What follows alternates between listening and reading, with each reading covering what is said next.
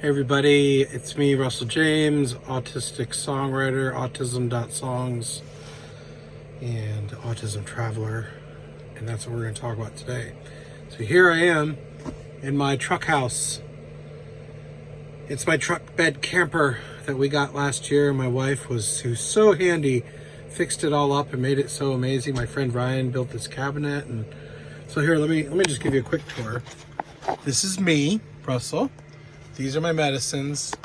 This is a wall. Not funny. This is my bed right behind me. So we stand up and we can see that, like, right there.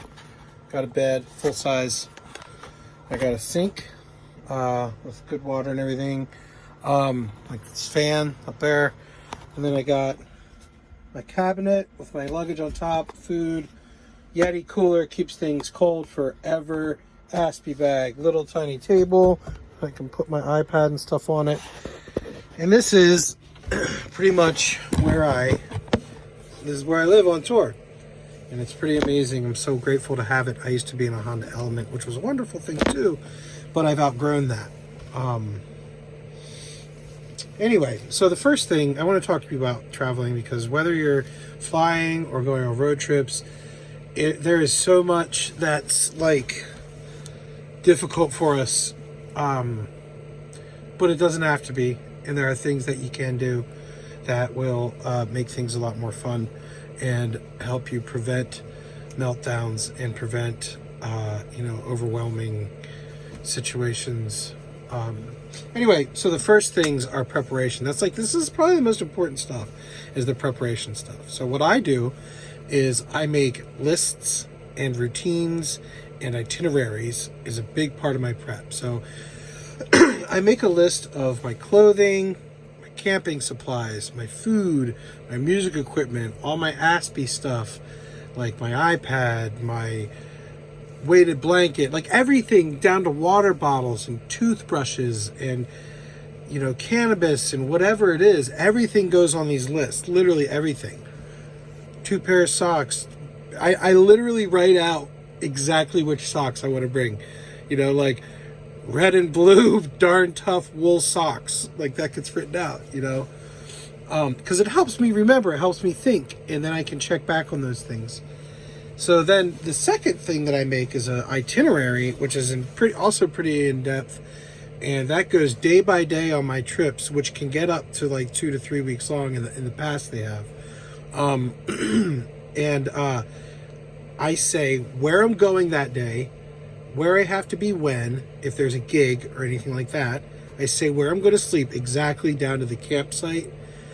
And if it's an Airbnb or if it's a hotel, I have all that stuff figured out before time. Even if it's a pull-off on the side of a national forest road, that's all decided well ahead of time. I have apps. There's a great app for camping called All Stays RV and Camp, I think, and it just tells you everywhere you can possibly camp and stay. So if you're living like this, it's really great for it. And that is so important, because I can just look at that either on my phone or in the hard copy, and I can see, okay, this is exactly what to expect today. This is exactly where I need to be. And that means I drop a stressor that is really heavy on me. And also, if I am stressed, I don't even have to think. I just look at the sheet and I know where I'm going, and it's perfect. That has been a really big, huge thing we've started to do over the past couple of years. And then the third thing is probably the most important thing, which is going over that itinerary, going over and prepping in my head, like every day with my wife as we're drinking our morning coffee and tea, and picturing myself in these situations. Picture myself in a difficult situation. What am I going to look like if the car were to break down? What if the tire goes flat? What am I going to look like? Like, how am I going to react? And it's really important for me to do those things and think about them repeatedly to get them into my brain, so that I can, if something were to happen, I can take deep breaths and work my way through it. Okay, so the next thing would be maintenance, which is really, really important. I'm in the car, said my traumatic goodbye to my wife. I'm ready to leave the house for 10 to 12 to 14 days, you know. And so while I'm on the trip, there are things that I do. One important thing is I have routine sheets. These routine sheets are just exactly like the itinerary, but they're on a daily basis. And I fill them out the night before. And I like say like, okay, am I going to go hiking tomorrow? Am I going fishing?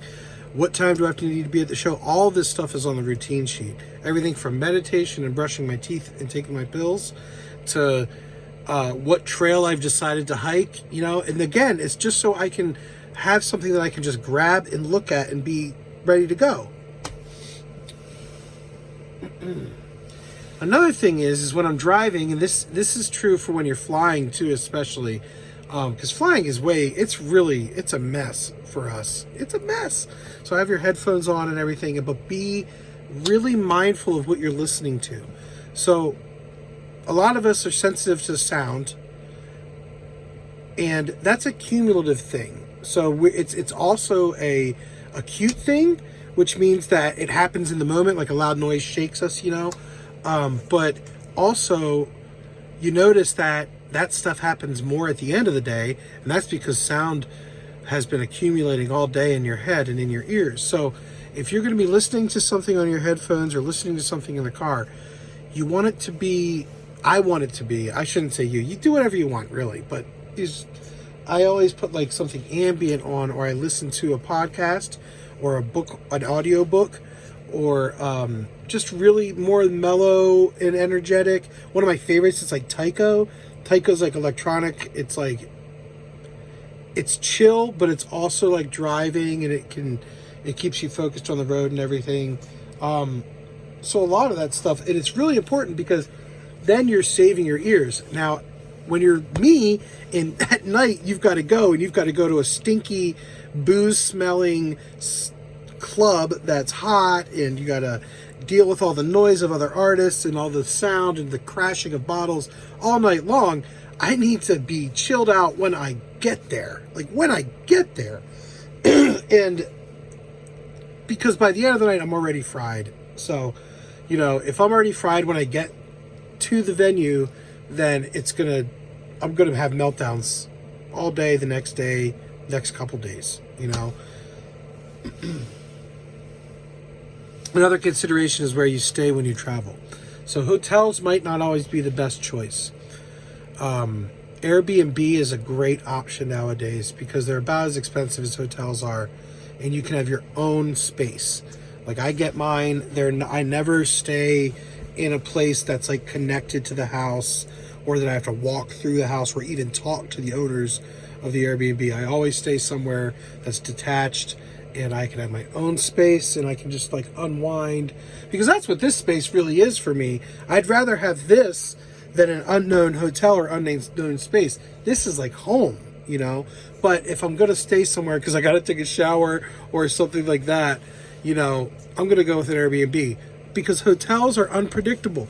You might have really crummy neighbors in a hotel. You might have loud children stomping and running upstairs, and it feels like the floor's caving in, and you're just, it's just bothering your ears so much, and it's vibrating. It's awful.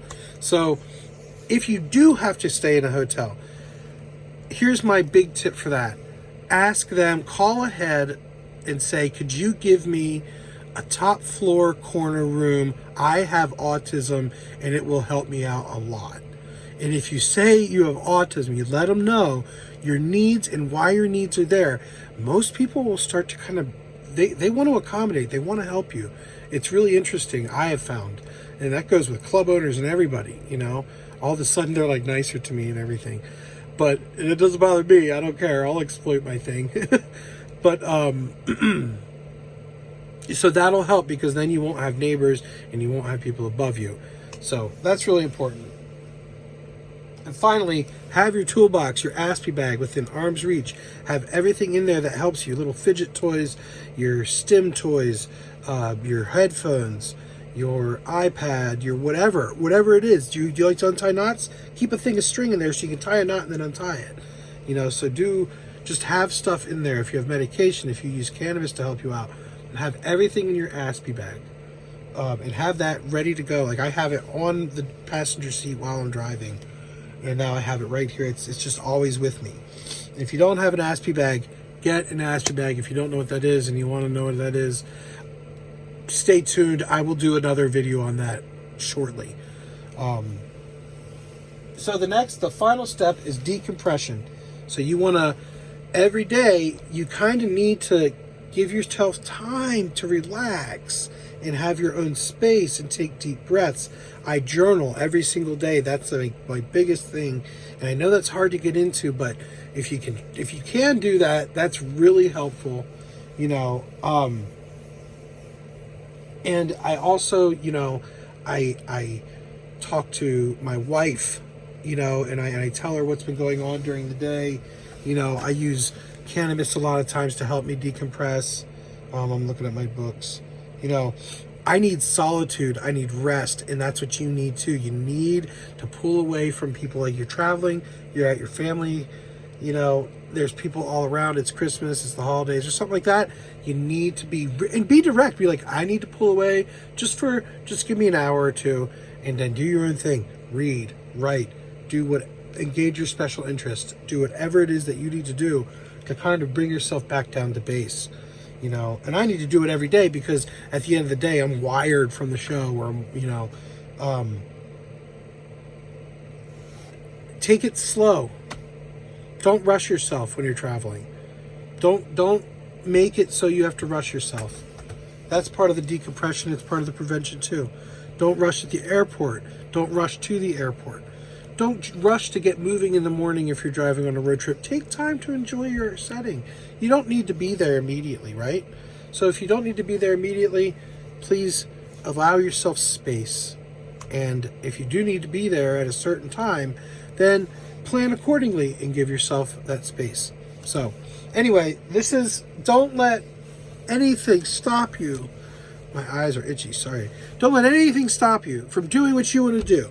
Don't let anything stop you from going to see the world, seeing America, seeing all these other amazing countries, going to see your own home country, wherever you're from. There are ways we can do this. There are ways we can get through it. There are coping skills. We know what they are. And please, feel free to email me at russellljamesmusic@gmail.com, or you can give me a DM here on IG. Anyway, follow me on YouTube, Facebook, Instagram, autism.songs. Anyway, thanks for hanging out in my camper, the truck house. And I hope you have fun. Please comment on your travel experiences below. Doot, doot, doot, doot, doot, doot.